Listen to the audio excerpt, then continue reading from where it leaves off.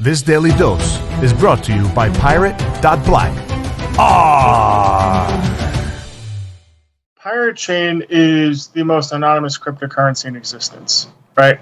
So essentially what it is for newer users, it's a blockchain that shields your transactions from the outside world, right? So the key difference between, say, something like Pirate Chain and something like Bitcoin is Bitcoin, if you make a transaction, it's known to the entire world, right? Everyone can see your transactions, everywhere you send your Bitcoin, much Bitcoin you have, and so forth, which can be extremely dangerous. For the simple fact that it's not like you would show your bank account to the entire world, so why would you show your currency, Bitcoin, to the entire world, right? It just makes you a target, and bad things can happen. Whereas with Pirate Chain, since it shields all of your transactions and shields your wallets and everything, the entire chain is encrypted so that literally, if you were to make a transaction, everyone would know that something happened, but they wouldn't know with who it happened with, what amounts were transacted, nothing. They would just see that something happened on the network. And then in terms of your wallets, nobody can view your balances, nothing. So everything is private to you, just like you would say, have cash in your back pocket, right? Nobody knows you have it unless you show it. So the key thing about privacy currencies, just like Pirate Chain, is giving users the ability to have their currency without showing the entire world unless they want to. So they must give consent to an additional person or whoever to see their balances in their wallet by things like view keys and so forth. So it's putting the power of privacy for financial privacy back in the user's hands, which to us is equivalent to being free.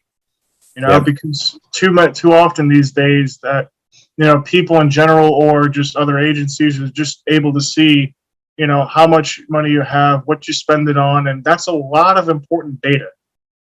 And that's data that they can be used against you in any way, shape, or form, whether it's targeted ads or you name it. Right, and I think about within context of in this day and age how many transactions are being tracked, and everything's basically tracked. When people are using their credit cards and all that good stuff too. But now you've got people even more. Their hearing is turned up to this concept. Because they're saying, wait, the government's now saying they're going to track every transaction that goes in and out of my bank account for more than $600, and you're getting the average person who's starting to feel a little bit of a burn, and they're saying that's an invasion of my privacy, right? So, this is exactly what we're talking about. And then Draeth, you mentioned it too. A lot of people have this misconception about Bitcoin saying, oh, Bitcoin's anonymous. No, Bitcoin is not anonymous. Bitcoin is pseudonymous, right? And there's many different ways that people can quite easily determine who owns what wallet when it comes to Bitcoin too. So, Pirate Chain has this amazing technology that can really help mask and retain privacy, which is to me, paramount in today's day and age. Yeah, one of the examples I love using is for those in the U.S. I'm not sure if this is applicable to the rest of the world, but in the U.S., at food stores, they have these things called MVP cards, right? They give you a discount on the food and products that you buy within a specific store. Now, it's free to get, so it leads you to wonder, what are they actually taking from me that I'm getting these discounts on food and services or food and products? And it's your data, right? So your data is being tracked, whatever you buy in that store using that MVP card. And now they're able to determine, what you buy, how often you buy it, how often you go to the store, how much you spend, all these data points on you, and build a profile on you. So now they're able to say, okay, I can predict within a reasonable percentage that he or she will be going to the store around this date and buying these products. And it's so advanced that even someone like Target is able to predict within a 70% chance of whether or not somebody is pregnant or not. And they've been known to actually, send coupons or whatever ads to women who are pregnant that didn't even know they were pregnant. There's actually cases of that. It's absolutely crazy the amount of data that they can extrapolate from just what you purchase. So imagine being able to utilize a currency where they can't see what you're spending money on, and they can't see exactly how often you spend it on certain places or how much you have. It's just taking back your financial privacy, which allows you to, do what you want to do without interference or whatever from governments or corporations. This was around like that trucker crisis when people were given money, and then I think it was GoFundMe that just stole all the money. If I have that correct, I might have my facts wrong on that one. I didn't follow it super close, but I think it was something like that, where there was the truckers that were having the strike and people were wanting to say, hey, I'll give them, some money here and help some of these guys out. And they went through GoFundMe, and then GoFundMe, I think, just literally took all their money. I don't know if that's a great example, but I think it goes hand in hand with this idea of giving anonymously. So yeah, Luna, I'll kind of just pass it off to you to talk more about that organization. Yeah, it was just a couple of weeks ago, and it was voluntarism in action. And what they do is they're voluntarists, and their big go-to quote is, good ideas don't require force. So they are a group of individuals who believe in voluntary charity, and they recently started accepting Pirate Chain because of the instance that you were giving with the truckers, where they were quite literally, like you had said, GoFundMe took all of their funds. People even tried sending them Bitcoin, and these Bitcoin wallets were they were per se flagged. So everything that was tried to give to them, it just did not reach them. Yeah. With Pirate Chain, however, because it's anonymous, nobody knows what's going where or how much. So these people who could have desperately used fuel and food, who were sitting in the freezing cold, could have been able to get these things. And it was for a good cause. It wasn't like it was some evil force. Well, Trudeau would differ with you. He was fighting literal evil, is what he said. I want to add to that from his basement. Yeah, I want to add to that also that city Ottawa employees were literally fired from their job because it was discovered that they had given money to the truckers. And so, talk about the importance of anonymity, even outside of Bitcoin.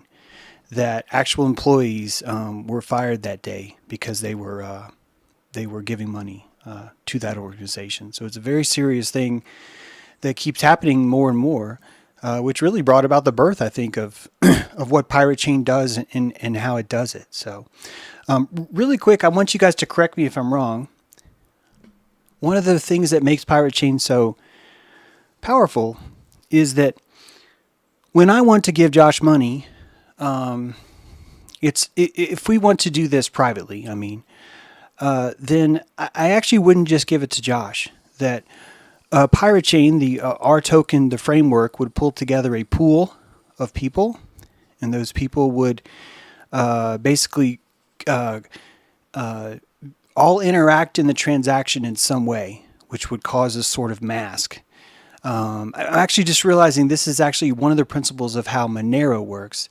And so I'd love it if you guys could maybe educate or just put more information on the table to how is Pirate Chain actually doing this? What exactly is it leveraging to keep this stuff hidden away? Essentially, Pirate Chain uses something called ZK snarks, right? So essentially zero knowledge proofs.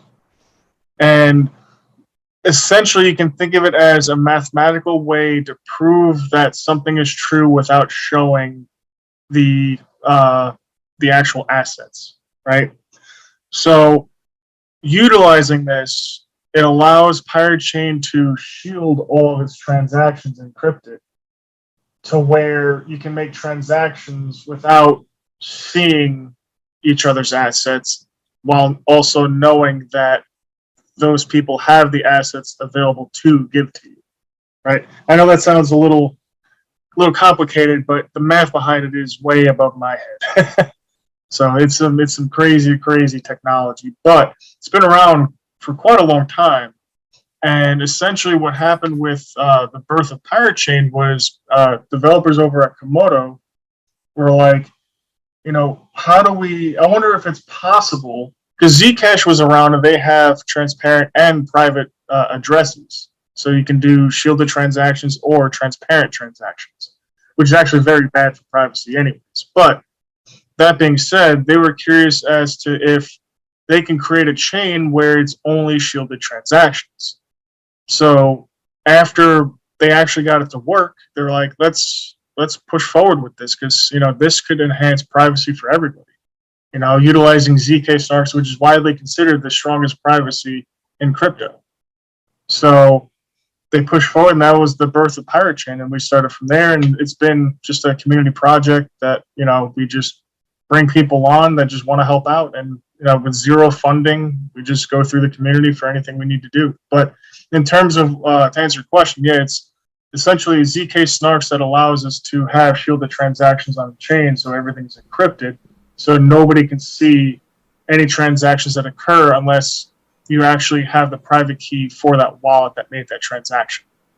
And I'll add on top of this, I also am not a developer, right? So I don't know the coding behind all of the technology with the ZK snark technology there. But, and Draeth, you may correct me here if I'm wrong on this one. I'm pretty sure MasterCard has started to adopt some of the ZK technology as they think about how to facilitate transactions via the blockchain. And they're starting to leverage, it's either MasterCard or Visa, is starting to leverage the ZK snark technology. It may not be the exact one, but I think it's like a derivative of it. So like major corporations are looking at this technology to figure out how to shield their own transactions and how to make private, at least within their network. Now, granted, this is a centralized company who will have access to all the stuff that goes on underlying. So it's probably like not private the way that Pirate Chain would be.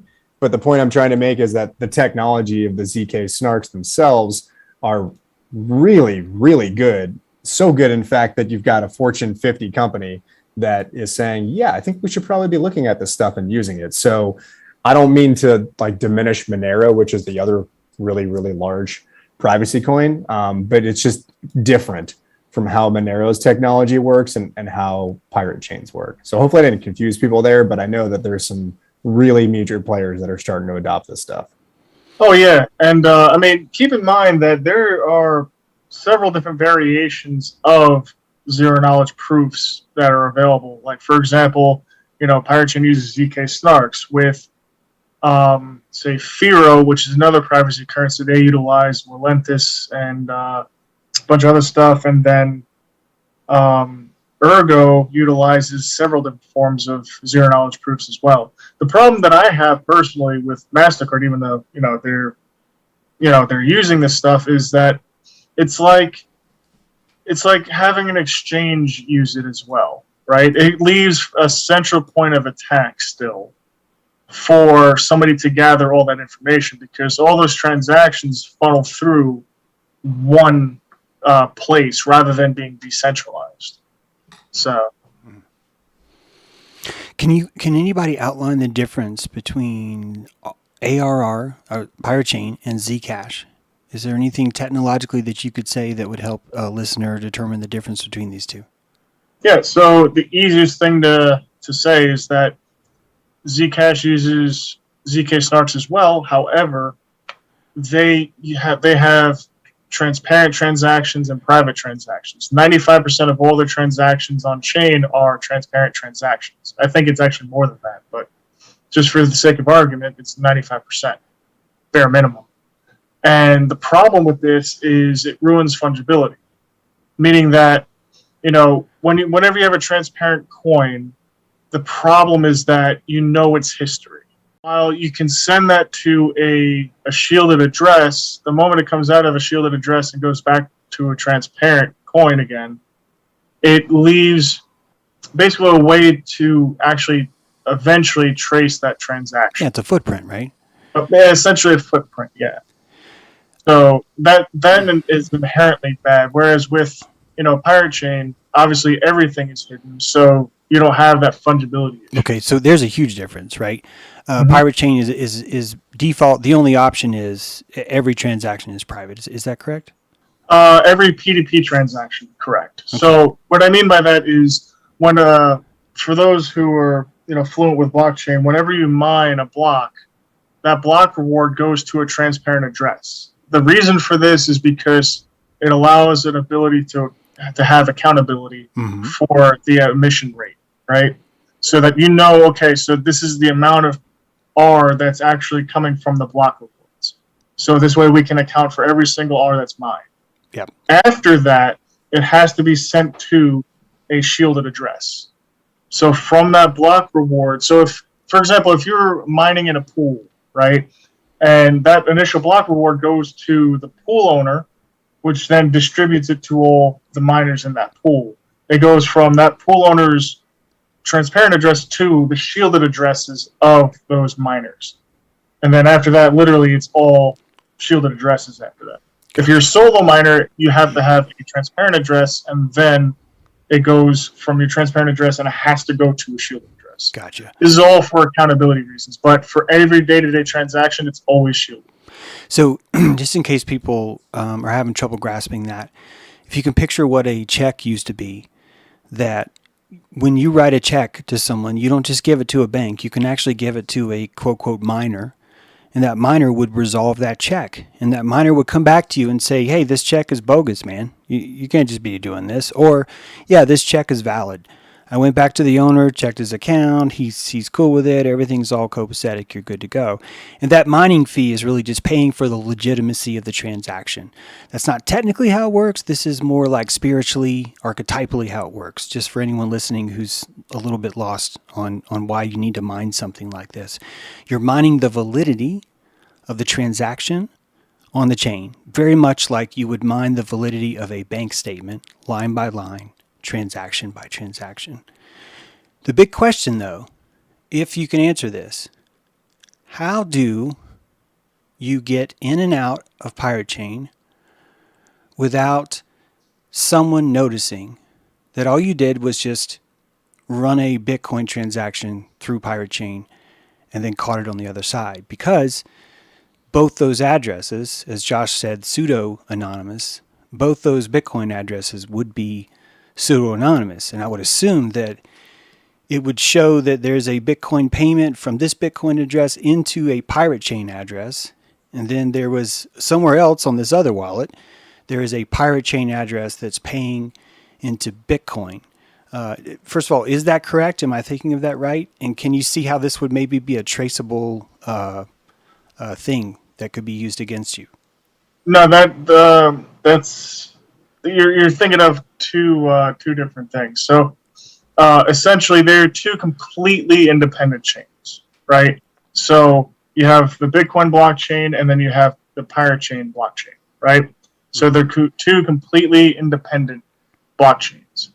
Now, if you wanted to say send somebody Bitcoin in exchange for Pirate Chain, there's several different ways that you can do that. You can use a centralized exchange. You can just do basically a trusted transaction, which is saying, okay, I'm going to send you this in the hopes that you're going to send me that, right?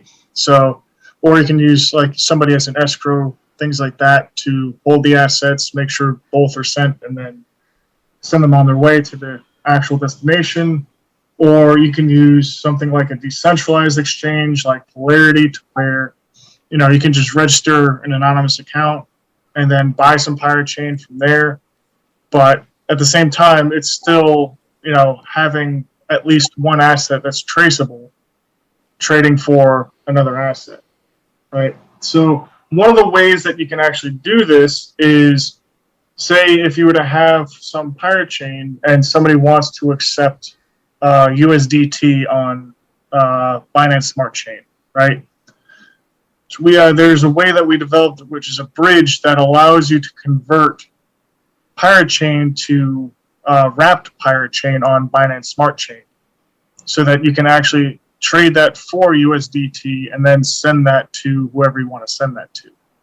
Now, the whole reason why this was created to begin with was to allow users to exit a transparent chain like Binance Smart Chain so that their assets will become private, right? So essentially what you could do is you can buy WAR or wrapped R on PancakeSwap, for example, and then send that through the bridge to your pirate chain address. And the moment you send it, after that point, nobody knows where it went, right? So it went from a transparent asset to a shielded asset. So if you wanted to break the linkages between wallets so that you can have an actual anonymous wallet, what you could do is send your WAR through the bridge to a pirate chain address and then send it back through the bridge to a different address. I mean, obviously don't send the exact same amount because that obviously is kind of fishy, but essentially what you could do is just create a brand new anonymous wallet that nobody knows is you. So you can break the linkages between wallets on Binance Smart Chain. So we offer those services like that you can utilize. But realistically, at this point in time, because you have to use a transparent asset like Bitcoin or various other ones to actually trade for Pirate Chain, even if you wanted to buy it with fiat, there is that level of traceability because you're using something that's transparent like fiat, right? Once that is completely solved to where you can trade asset for asset without anybody knowing, then that's going to be a huge deal in crypto, but that's not technically currently available for anybody. Yeah, it feels like the way I described it actually is correct, and that the only really way around that is if you could make a final transaction in Pirate Chain. In other words, if you could find a vendor who will accept your Pirate Chain for your service, I think only then would you have the ability to have a completely traceless monetary system. And it would only be under certain merchants who also want a traceless system. And they would have to take ARRR. That's actually slightly different from the question that you asked, because in terms of the whole Bitcoin thing, yeah, that kind of a trade has some sort of level of traceability. Whereas, as it currently stands with Pirate Chain, we're accepted at over 100 and some odd different stores and services. So if you go to the Armada website, which is ARRRMADA.com, it's a store directory of all these different types of stores and merchandise and just things that some people could use day to day, or just various services that accept Pirate Chain as a payment. Mm-hmm. Yeah. So you can actually do that currently by spending your Pirate Chain at different stores or places that you want to buy whatever you want to buy at. Yeah, and that's why Armada is there, which is fantastic. The only way that it would be non-traceable is if you can find vendors that will take that Pirate Chain in exchange for the service itself. Otherwise, and that's the way to get mass adoption too. Yeah. Otherwise, you're going to have to convert it. This is what I said initially. Otherwise, you're going to have to convert it back into Bitcoin or into whatever it was that you want. I'm not saying you have to Bitcoin, but you're going to have to convert it back into whatever it is you want and then actually do your transaction, which means that step from when you converted your first Bitcoin into Pirate Chain, although yes, now it's private, it's actually not private because you'll see it get out of the pool as soon as it's done when it transfers itself back into a token. Unless you go to Armada and find a vendor who just takes Pirate Chain. And this is the barter system. This is exactly how the barter system works right now. So Pirate isn't even anything different. It's simply something that has caught up with technology. It's the oldest technology in the world, utilizing the newest technology in the world, the barter system and privacy tokens. Yeah, and it's such a great tie-in as well to even what Luna was talking about before with the voluntarism in action, which is as more and more people even know that this is even a thing and that there's a ability to transact privately, more and more people are going to become keen to that too, right? Because how many people are really invested in Bitcoin even, right? And Bitcoin's the largest one. It's a very small percentage of the overall population that are using Bitcoin. I mean, like really using it, not just like I've heard of it, but like, hey, I have Bitcoin, and yeah, I've actually done a transaction or two in Bitcoin or Litecoin. There's really not that many. And when you think about the number of vendors that actually accept Bitcoin and Litecoin, and I mentioned those two first because those are kind of, I think, the two predominant ones that I see most transactions being done in. Yep. Even that's a pretty small number. So like the more just word of mouth, right? I mean, how would a pirate spread it, right? You would tell your buddies and you would let them know like, hey, there's a better way, right? Oh, what's this thing? It's ARRR, right? And you just kind of spread the word of mouth that way too. Along the black market, so to speak. Yeah. Well, there's two fundamental ways to really go about it. One is just pure marketing, obviously, but that'll only get you so far, because the inherent problem these days is people's inability to comprehend how important privacy really is. And usually, what ends up happening is they don't really care too much about it, or it becomes like a second thought until something catastrophic happens in their life to where their privacy is compromised, and then they'll understand the actual need of privacy. So it's just an inherent problem with everybody, or not everybody, but a lot of people these days, the vast majority, that they undervalue their privacy, and they just really give it away. They think they're being rude. Go ahead, Josh. I was going to say, I actually think that'll take care of itself, right? So that's sort of a natural phenomenon where it's a problem that needs solving, but it's not necessarily one that we all need to trouble ourselves too much over. And James, this will jive with you because, the way things are going in the world, well, there's this balance to nature in all things. And as people have this destruction happen to them, and then they hear about their friends or their aunt or somebody who had this horrible experience that they wish they'd had privacy, people are going to value privacy a heck of a lot more. Yep. So, yeah, I mean, I'm not saying we shouldn't talk about it. We obviously can. But as there's this natural kind of destruction in the world and people are like, holy shit, man, I wish I had really found out about this thing earlier. Well, that's when it's going to start to take off, and that's when more people are going to value it too. So like this will naturally pick up and become more value the tighter that vice grip comes from all of the centralized governments and corporations across the world that are squeezing us for our information. Yeah, absolutely. Yeah, personally, for me, the most important thing is education, right? Because the whole key is to not let it get to that point for those type of people, to the point where something catastrophic has to happen for them to realize how important privacy is.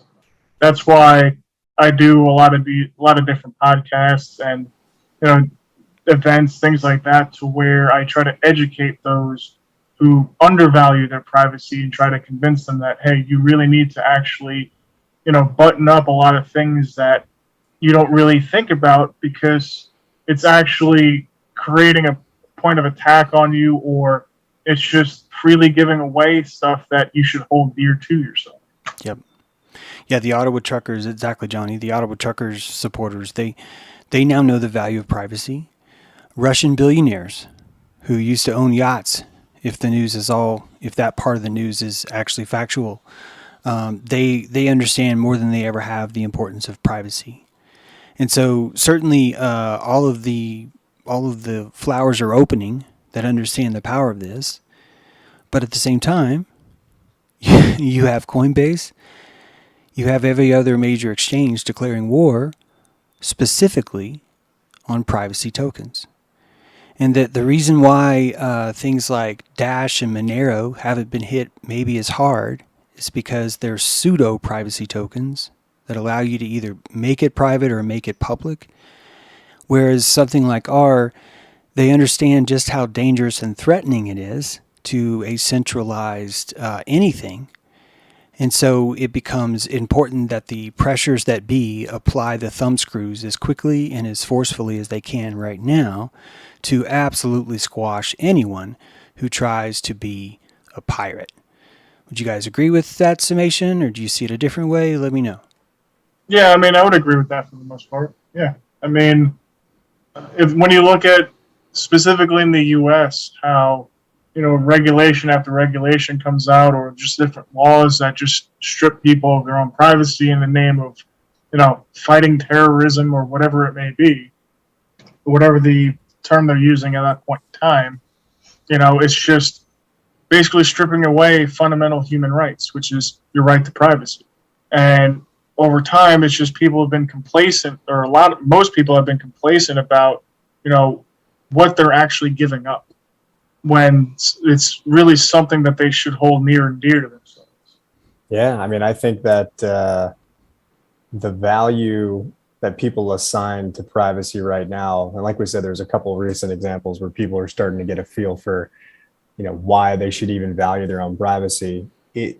I've talked about this a little bit. Like I play around a bit in the NFT space online, right? And there's a lot more young folks, I feel like, in the NFT space, although granted, I'm like 40, so I wouldn't really put myself in there. But there's a lot more 18 to 27 year olds, right? And these guys and gals that I talk to, they get it, right? They get the privacy side of it too. So, certainly more people that are engaged on the technology side and engaged with crypto and blockchain, these people, I think, appreciate privacy. Where I think that there could stand to be better adoption amongst them is probably more so from the greed side of it, right? They're just looking at, well, what has this coin done? Look at the chart of it versus something else. So there's this notion that they want privacy, but then there's still that personal, sense of holding back because they're like, well, I don't know. I think I'd rather be invested in like Ethereum or whatever it might be. And I'm not knocking Ethereum. I buy it too. But I just wish that people would value it more and start to leverage it more in the future. And maybe to Draeth's point, it's just educating people. I don't know. I don't know how to solve that gap. Yeah.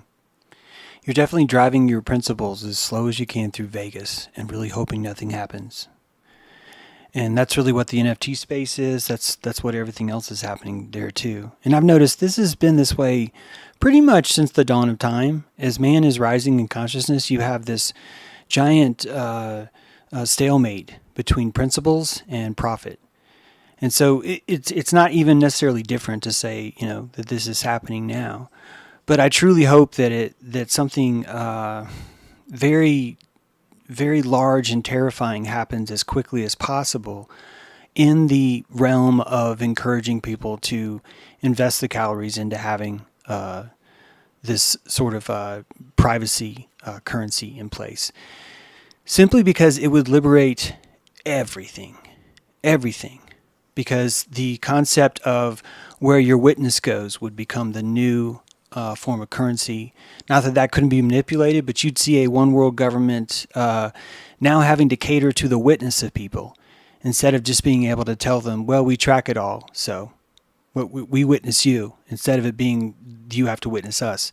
It's a very different play, and it will require us to not be so greedy right now and to be more principled now. But I can't really say I have a lot of confidence that that's going to be happening soon. So. Yeah, and I just want to mention on the heels of that too, that I put in the chat for anybody who's there where you can actually go if you wanted to get involved more with Pirate Chain. So pirate.black is the website that you'd even want to go to, where you can set up your own wallet. You can set up a treasure chest, would be kind of what I'd recommend. I know even these guys are working hard on different technologies where they rolled out like an iPhone app for it too. Some people hate on it, some people like it, whatever, teach their own. But, there's a lot of different ways that it's starting to become more and more useful.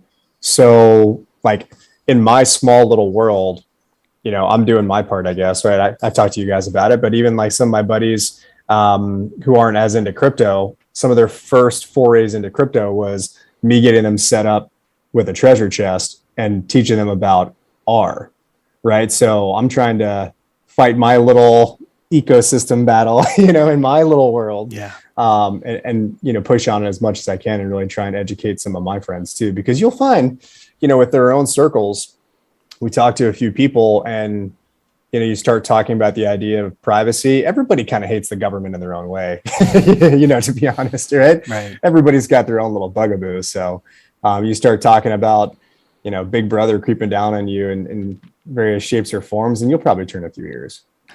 Well, this is a war on consciousness, and I do believe that the more calories you have to be alive consciously, then many of those calories will naturally find privacy tokens and Pirate Chain as just something that makes sense. But really, at the end of the day, you're asking everyone that used to have a free bank to say, hey, well, you need to be your banker now. And you can mess up. So don't mess up. So you're going to have a vault. You're going to have keys. You can't lose the keys. You're going to have to take care of it. You have to make sure that the land that the bank is on doesn't all of a sudden go missing. It's those are calories. And the more calories people have, quite naturally, the more these kinds of things will be built into this sovereign posture and perspective, because there's really no way to survive without it. If we do not have a private currency, I don't see us being able to transmute the world as it is now into a sovereign entity. I will say, though, that it feels impossible that it wouldn't eventually happen. It's very difficult for us to understand this perspective right now of coming from a singular currency system. Obviously, I know that different countries have different currencies, but just inside of your genre, for the most part, you are living inside of one currency. And there's never been an option to have more than one. Not really. And where we're looking now, even with NFTs, is giving you a completely different value share system, a currency system that is completely self-contained. And that eventually, over time, that will have no choice but to liberate the current way the time sharecropping slave system works. What I mean is that you will not be able to track wages or income simply because what we call a job won't exist anymore, and what we call a paycheck won't exist anymore, because even that thing that you're fighting for, the paycheck, is a centralized form of currency that will not actually be the same kind of thing that's running the world in the future. And this MVP, this value points, the frequent shopper card thing that you see at the grocery store now, is a zygote compared to what you will see coming. And I would imagine that even the TV show that you watch, your favorite episode online, that you being in that audience will become a form of currency and clout.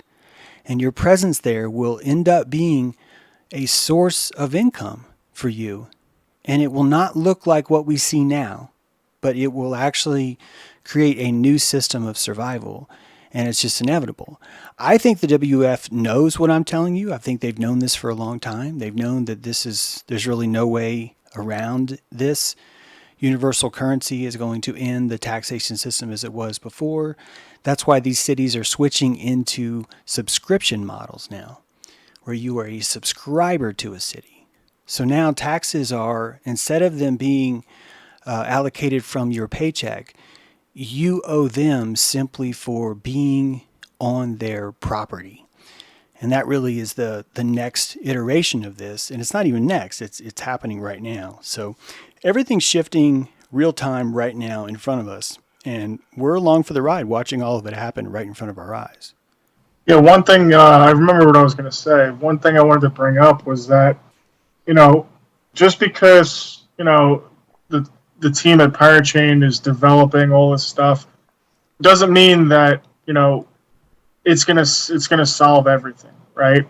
And it's not gonna be to the level of where it attains mass adoption without the help of everybody. It takes everybody to push something to make a change, not just one person or one group, I should say.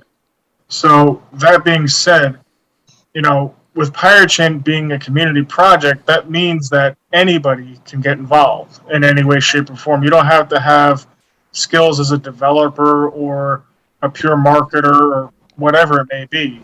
Everyone can play a part in the success and the adoption of Pirate Chain. So if you join, and you can more than welcome to ask, hey, how can I help? Or just talk about it to people. Spread it through your friends. Spread it through different channels. Whatever you're able to do. That's basically how I became into the position where I'm at now. I wasn't around when Pirate Chain first launched. I was just a simple miner, just bouncing around, trying to find profit wherever I could, and then found Pirate Chain, started mining that, and started actually looking into the white paper and what they had to say. And I was like, wow, this actually really resonates with me, because for me, privacy is one of the most important things you can have. And after speaking with the developers and the various team members, I was like, this is something I actually really want to be a part of.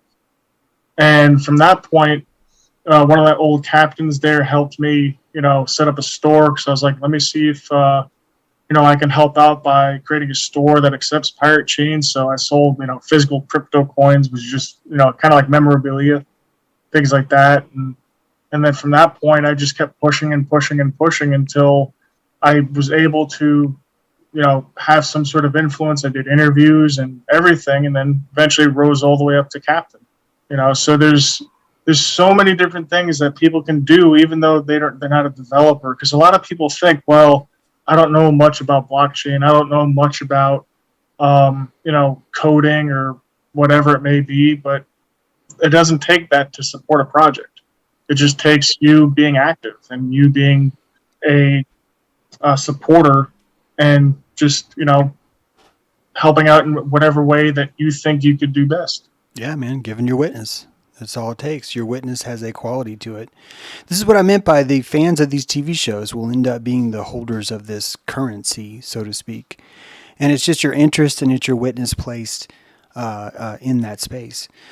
Something else that that it's hard for us to imagine how big this is going to be, but right now we're seeing sort of a token war or currency war as things are being established, and I'm including NFTs in that. But eventually, you'll be able to see these newer chains start to develop their own secondary infrastructures. And I'm pretty excited about what the privacy infrastructure or privacy token infrastructure would look like. What I mean is that I think that you would have a lot of buccaneer agents who are willing to go on the land, i.e., and trade your ARRR tokens for a service. So they are actually the ones that are legitimizing your tokens inside these smart cities and doing the process of fulfilling a sale of some kind of service for you. It might sound very difficult and convoluted when you look at it on a one-by-one basis, but if you consider, basically I'm just talking about an Uber or a DoorDash kind of service that simply is helping the pirate continue their transaction onto a land that's been occupied by CBDCs that has a protocol that says we are refusing to do any business with anyone that has a pirate chain address associated with them. That system is definitely coming. I'm not trying to single out Pirate Chain.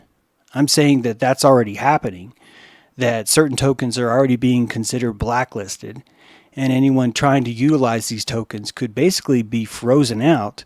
And this other market I'm talking about, this guerrilla buccaneer market, would have no choice but to come into life. It would be born.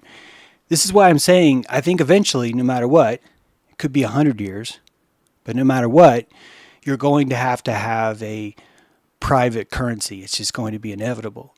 But I think it's going to be a horrible, brutal war until we get there and until more people are putting the calories in, just like you are right now, Draeth.